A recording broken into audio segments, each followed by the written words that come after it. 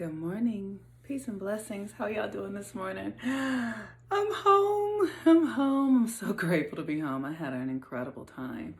I really have to say the South is so beautiful. My goodness. It is beautiful. It is beautiful. I have never seen the trees.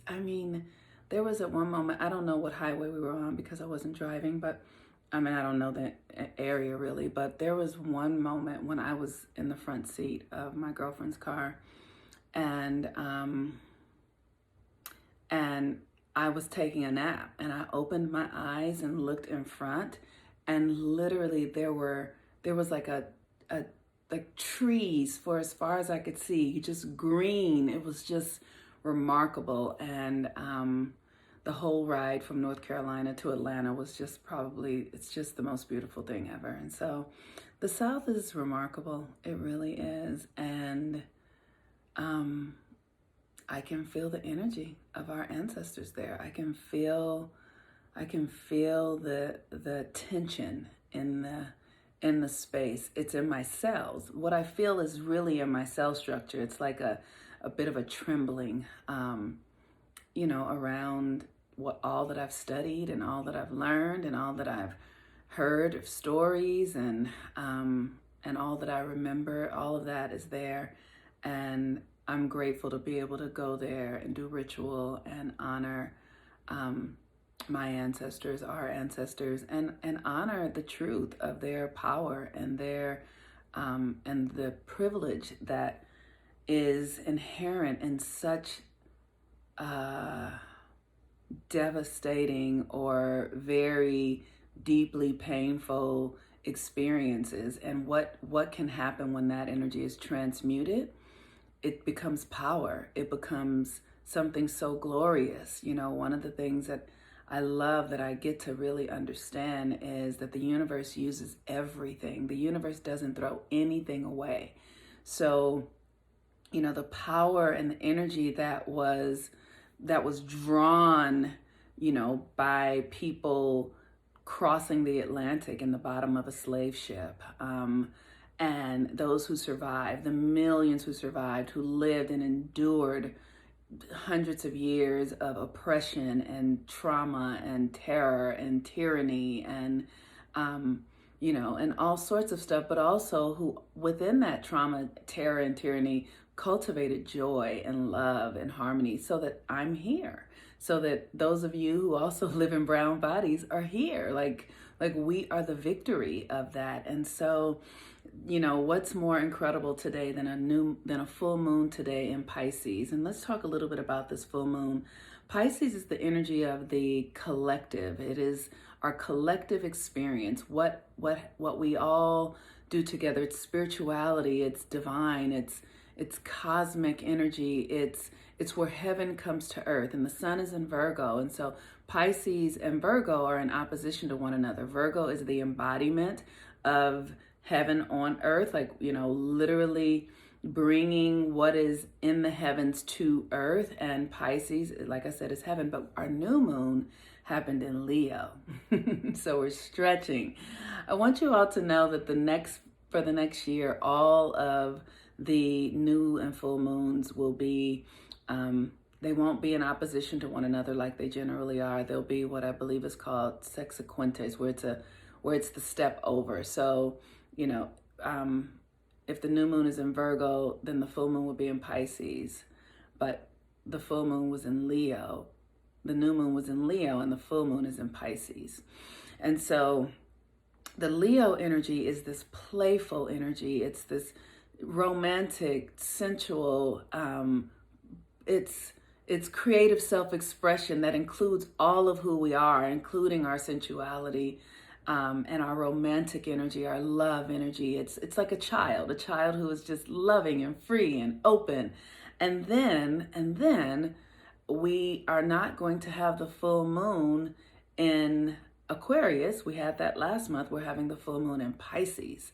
And so Pisces is the embodiment of the energy that we've been working with. So it's like really, coming into building a new reality based upon our hearts and our bodies and our feelings, like this very innocent energy. It's an innocence. It's a love for the divine. It's a love for God. It's pure at heart. It's really deeply pure at heart.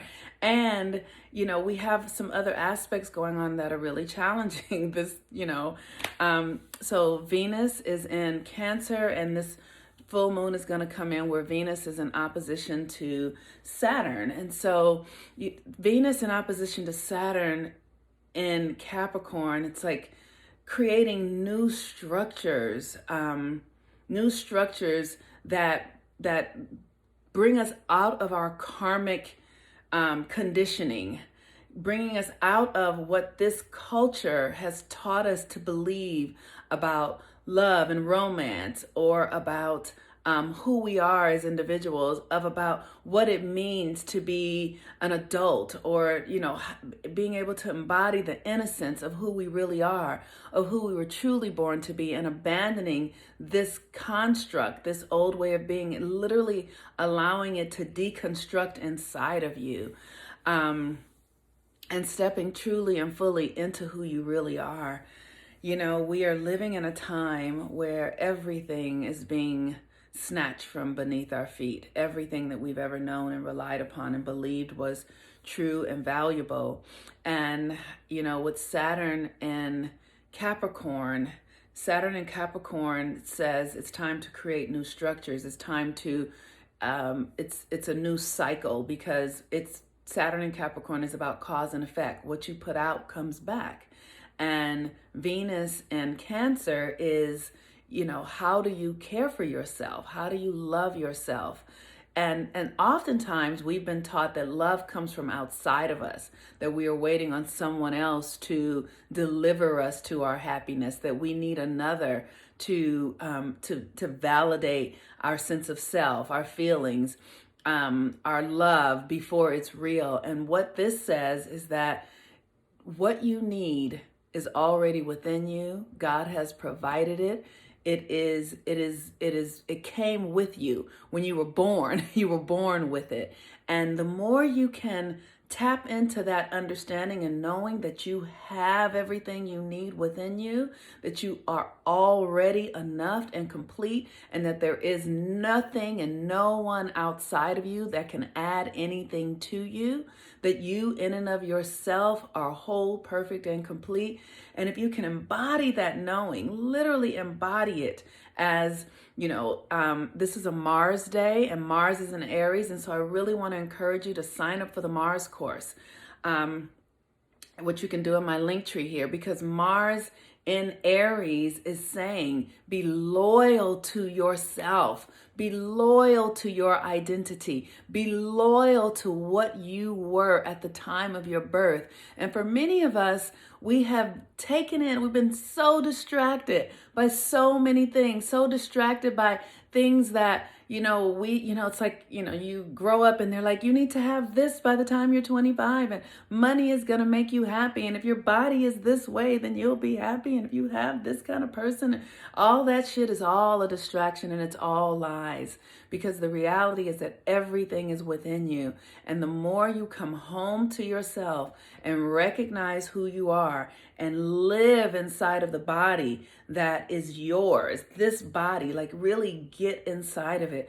That's the work that I've been doing. And this work is not for the faint of heart. I think we all know that by now. But if we're here now doing it, we're capable. If we're born at this time, it's because we are here to be the shifters. We are shifting reality out of the age of Pisces and into the age of Aquarius. That is what we are up to. We are born for this very incredible, exclusive job opportunity, which only happens every 25,000 years. So can you imagine that you are here to do that? You are here to take off the old garb, take off the old ways of being, and embody this new way of being, which is moving into the age of Aquarius, which is being absolutely true to yourself, your blueprint, your uniqueness, your weirdness.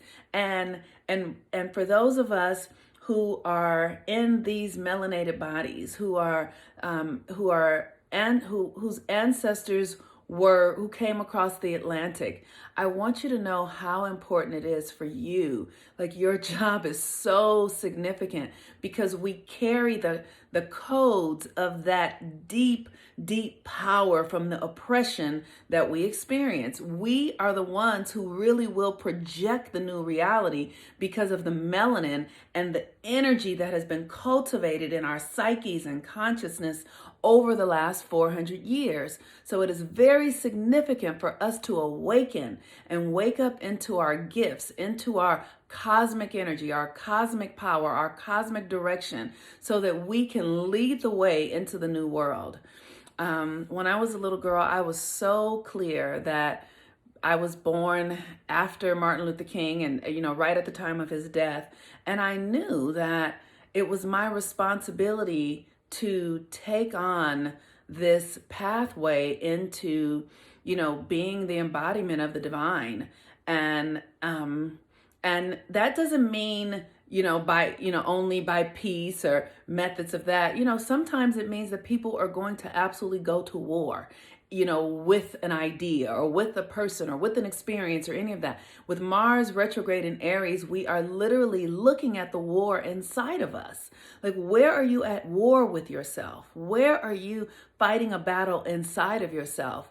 And if you can encapsulate that battle within you and not make it be about anybody else, that's the work that I do in my experience with race, right? It's like, where am I at war with who I am? And for me, the war is this country and how Black people have been treated and how we participate in that treatment by, asking to belong. Okay, I want to fit in, or, how can I? And that's the thing that I believe that Martin Luther King made a mistake on, assimilating us into the culture. It is important for us to be, true to who we are, not to assimilate our values, not to assimilate our energy and our power, but to absolutely be sovereign within ourselves. And from that sovereignty, be able to make choices about how we will choose to share our energy through our divine guidance and divine deliverance into the next reality. So with that, today is a full moon in Pisces, and it is a Mars day. So I encourage you to sign up for the Mars course. You can do it here in my link tree. We're going to be working in the Mars course. We're working on a lot of things: faith, our chakra energy, understanding Mars in your chart. But we're also going to be working on forgiveness and forgiving ourselves, because it is very important in moving forward that we do the work to forgive ourselves for all the things that we've been holding against ourselves. So if you're holding on to shit that you just know you need to let go of, and things that you think other people did to you or you did to other people, join this Mars retrograde course, because it is going to help you in doing the work to release yourself and forgive yourself into your highest potential. This moon in Pisces, I encourage you to use this energy to bring yourself back into your divine understanding. Literally, who did God create you to be? What are your spiritual gifts? What are your spiritual connections? What moves you spiritually? What are your energies? Literally, where did you abandon yourself? Come home to that. For me, for most of my life have been looking to another person to validate my sense of self. And so on a day like today, I am working and asking the divine to deliver me from the belief that I need another person in order to make me feel whole or to be whole or to validate me, so that I may know myself as whole, perfect, and complete, just as I am. And I know that for myself, and I know that for you. So in the name of all that is holy, sacred, and divine, all of the earthlings and tree beings and crystalline beings and ocean beings and cosmic energies, I trust and know that we stand in the power of the divine, that is God as each and every one of us, and Goddess as each and every one of us. For this and so much more, I let it be, and I say, and so it is, and so it is, and so it is. Ashe, ashe, ashe. Peace and blessings, everyone. Have a beautiful day. I'm the Moon Mama. Bye-bye.